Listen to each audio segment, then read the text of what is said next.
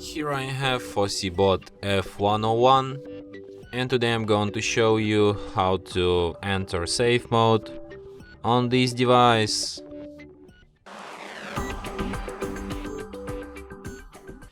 So firstly, you should hold down power key, then hold down your finger on power off, and when it suggests you to reboot to safe mode, just tap OK and device will be restarted. In a safe mode, and as you can see, the sign here says safe mode, which is the proof that we're in a safe mode right now. So if you want to quit this mode, just restart your device and it will be restarted in a normal mode. And that's it. Thanks for watching.